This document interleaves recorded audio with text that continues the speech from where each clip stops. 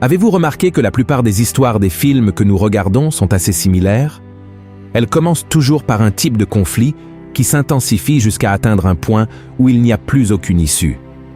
Et lorsque tout semble perdu, quelqu'un surgit pour mettre fin à la crise et rétablir la normalité. Le premier livre des rois dans la Bible ressemble beaucoup à ces scénarios de films, avec seulement 2 différences.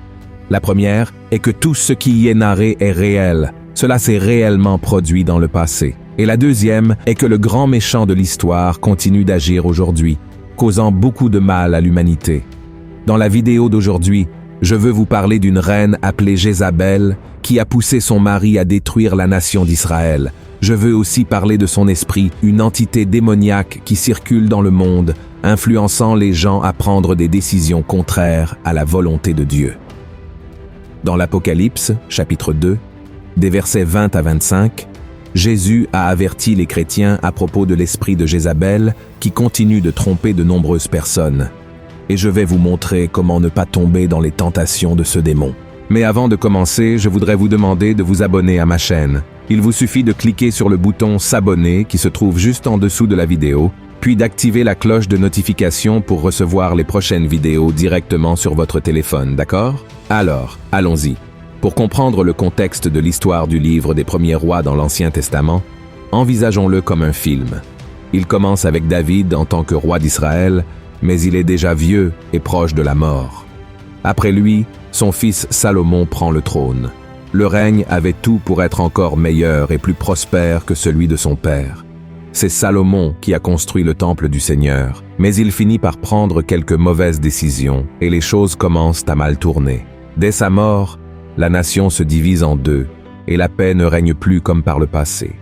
Une grande partie de cela se produisait parce que la plupart des rois d'Israël étaient mauvais, abandonnant la foi en Dieu et introduisant d'autres dieux païens au peuple.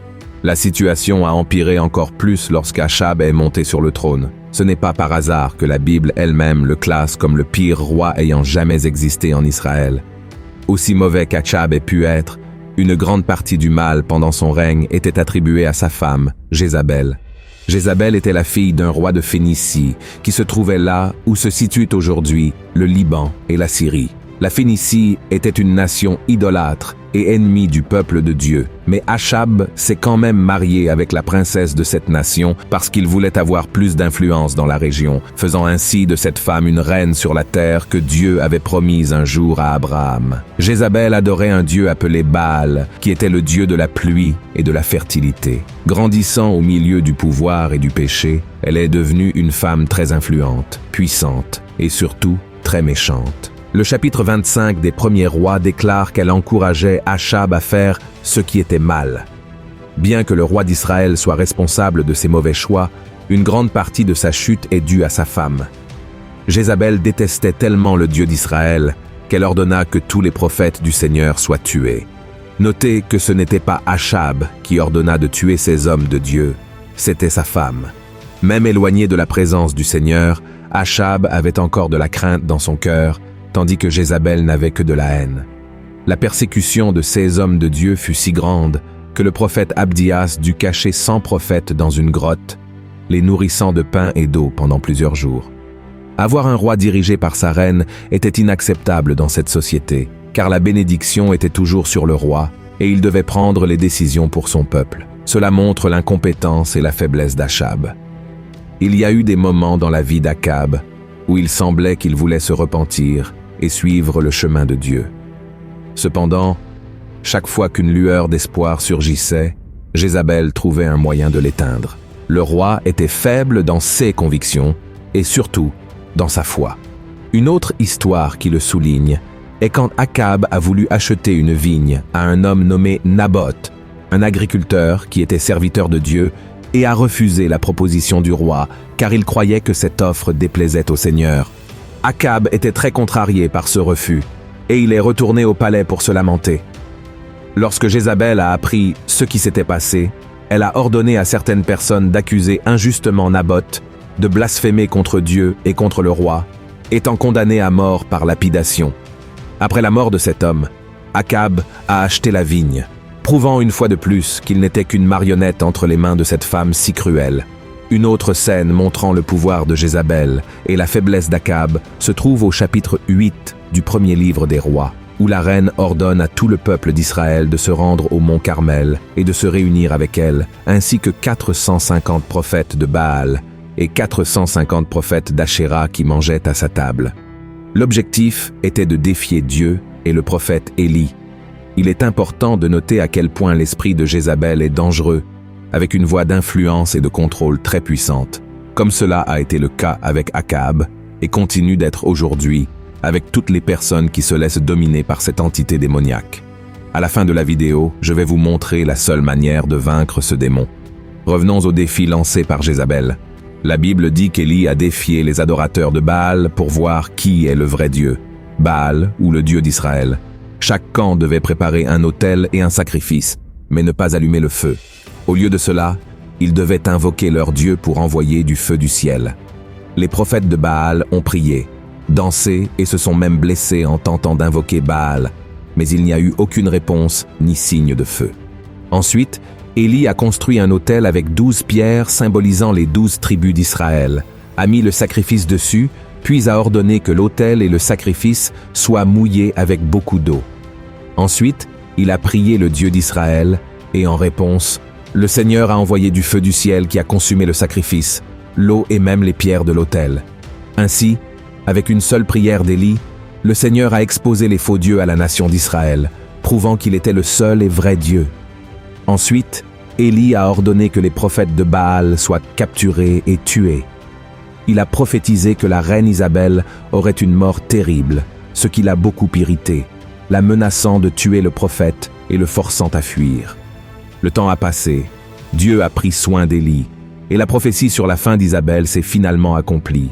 Elle a été jetée par la fenêtre par ses serviteurs et piétinée par des chevaux. Après sa mort, son corps a été dévoré par des chiens. Elle a eu la chance de se repentir après avoir vu le résultat du défi et d'avoir entendu la prophétie de sa mort, mais elle a choisi de continuer sur le chemin des ténèbres. Bien qu'Isabelle soit déjà morte depuis si longtemps et oubliée par beaucoup, son esprit demeure vivant dans ce monde et se manifeste dans le comportement et les actions de beaucoup d'entre nous. Dieu a touché mon cœur pour vous transmettre cette parole aujourd'hui, parce qu'il veut vous avertir sur le type de personnes que vous avez autour de vous. Quand nous fréquentons des personnes mauvaises, nous prendrons probablement des décisions mauvaises. L'influence de ces personnes peut vous manipuler pour faire des choses qui déplaisent à Dieu, vous éloigner de son chemin et vous faire pécher. C'est pourquoi l'apôtre Paul nous a donné cet avertissement. Ne vous mettez pas avec les infidèles sous un joug étranger, car quel rapport y a-t-il entre la justice et l'iniquité? Ou qu'y a-t-il de commun entre la lumière et les ténèbres? Quel accord y a-t-il entre Christ et Bélial? Ou quelle part a le fidèle avec l'infidèle? Il est nécessaire de faire attention à qui vous autorisez à entrer dans votre vie, que ce soit une amitié ou un mariage, car si vous le faites, il est très probable que votre conjoint vous éloigne de Christ. Laissez-moi préciser que je n'encourage pas un chrétien déjà marié à un incroyant à se séparer. La Bible dit que nous devons prier, croire que Dieu peut changer toutes choses et ne pas simplement abandonner. Cependant, je veux dire que vous devez être très proche de Dieu pour ne permettre à rien ni à personne de vous séparer de lui, tout comme Jézabel l'a fait avec Akab. Souvent, les gens associent l'esprit de Jézabel au sexe, à la séduction et à la promiscuité, ce qui est également correct. J'ai déjà fait une vidéo sur ma chaîne à ce sujet. Je crois que ce ne sont là que quelques-uns des fruits de cette entité satanique. Je crois qu'il y a 3 pouvoirs principaux de cet esprit, et je vais vous montrer lesquels. Le premier pouvoir est le contrôle. Cette entité est contrôlante, manipulatrice, elle emprisonne les gens. Contrairement à ce que beaucoup de gens pourraient penser, elle n'a pas de genre. Ce n'est pas parce qu'il s'agit d'un esprit avec un nom de femme qu'il ne peut pas aussi prendre possession de la vie des hommes. Si vous regardez tout au long de votre vie, ce sont généralement les personnes avides de pouvoir ou très contrôlantes qui finissent par être possédées par cet esprit, générant beaucoup de confusion et étant très préjudiciables et désagréables. Prenons comme exemple les conflits dans les églises. Dans la grande majorité des cas, ils surviennent en raison du contrôle. C'est le pasteur contre les anciens, le ministère de louange contre les diacres, et ainsi de suite. C'est l'esprit de Jézabel qui habite également dans de nombreux foyers, y compris des familles chrétiennes. Ce ne sont pas rares les CA de couples qui me demandent de l'aide en raison des querelles de contrôle. Si c'est une réalité chez vous, priez Dieu pour un changement dès aujourd'hui, car cet esprit maléfique veut détruire votre foyer et votre famille. D'autres éléments importants, ne cherchez pas à contrôler votre conjoint, vos enfants, vos employés, vos collègues de travail ou toute autre personne faisant partie de votre cercle de relations, car cela ne vient pas de Dieu. Par hasard, le Seigneur vous oblige-t-il à faire quelque chose? Exige-t-il que vous l'aimiez et le serviez? Non. Dieu ne vous force à rien. Il veut que vous soyez sauvés, mais il n'obligera pas. Jésus a dit qu'il est à votre porte et qu'il frappe, et n'entrera dans votre vie que si vous le permettez. Le Christ n'exigera jamais que vous le receviez et l'acceptiez. Le deuxième pouvoir est la religiosité. L'histoire de Jézabel sert également à nous avertir sur les personnes qui ont un esprit religieux. Alors, faites très attention à ceux qui parlent de Dieu, qui vivent à l'intérieur de l'Église, mais qui n'ont pas une relation intime et véritable avec lui. Ces personnes accomplissent leurs devoirs religieux, recherchent ou conservent des postes élevés au sein de la congrégation et, à cause de cela, se considèrent meilleures et plus importantes que les autres chrétiens, alors qu'elles ne portent pas le Christ dans leur cœur.